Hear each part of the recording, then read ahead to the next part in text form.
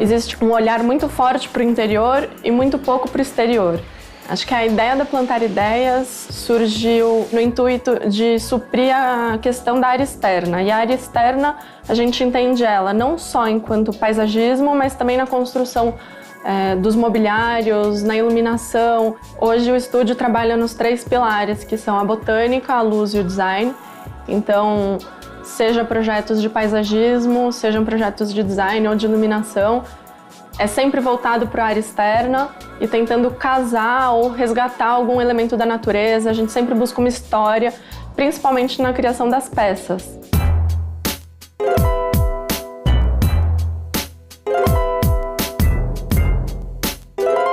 Quando a gente começou a questão do design para a área externa, a gente começou com o mobiliário urbano. A gente começou a perceber que faltavam objetos de decoração para a área externa, objetos lúdicos, objetos mais interessantes que pudessem ser tanto atrativos esteticamente quanto funcionais. A gente começou com a criação das casas de passarinho, então a gente criou uma linha de casas de passarinho que são um objeto que você pode entender ele como decorativo para o jardim, mas que também é um objeto que realmente tem a funcionalidade da casa do passarinho, tem uma funcionalidade como luminária, como comedouro. E daí, então, a gente começou a criar a linha Urbanos e veio os bancos, vieram espreguiçadeiras, namoradeiras e por aí vai. Acho que a gente se espelha muito no design da própria natureza e busca trazer isso para a humanidade, né? Para a metrópole, com processos industriais, com materiais de alta durabilidade, para que a gente consiga trazer toda essa experiência da natureza, mas para dentro das cidades.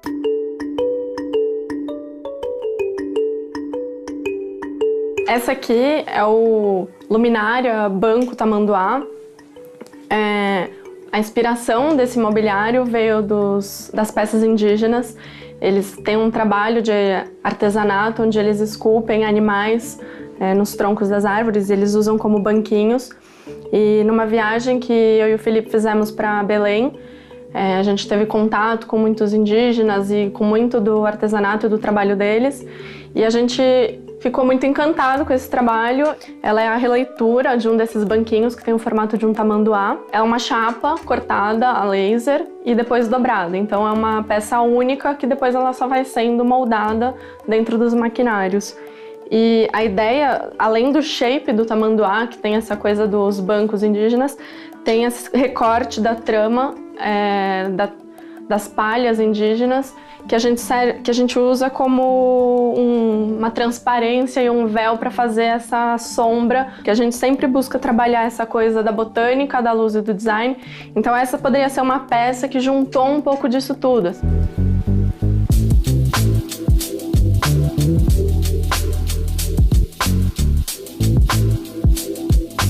Bom, a gente está aqui no Parque do Ibirapuera, onde a gente fez a doação recentemente de 2 conjuntos desses bancos. O Banco Concretum foi a nossa primeira peça de design feita pelo estúdio.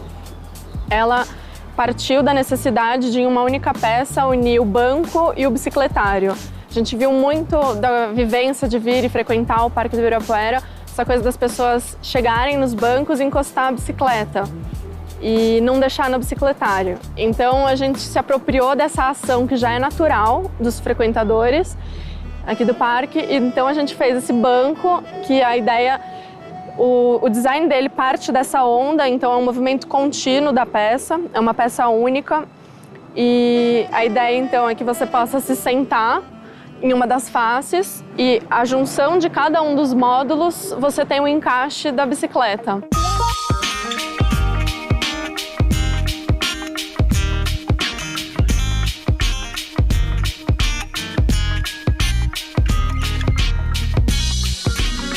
Bom, a gente está aqui no Bosque da Leitura, no Parque do Ibirapuera. O nosso papel aqui dentro foi fazer o projeto de iluminação das áreas externas do bosque e o projeto de iluminação interno.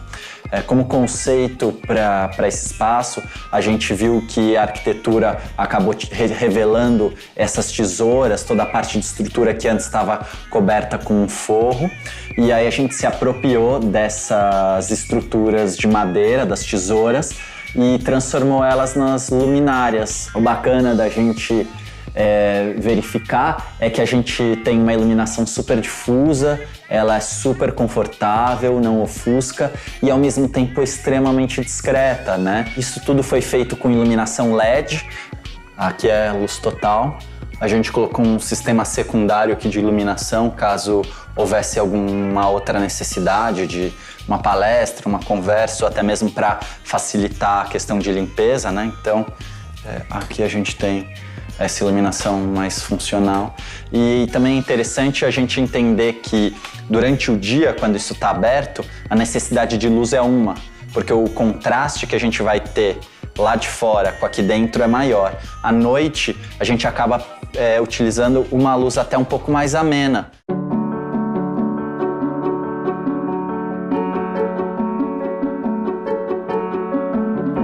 A iluminação ocorreu dentro do estúdio como uma disciplina em função exatamente de observar as plantas e a necessidade dela.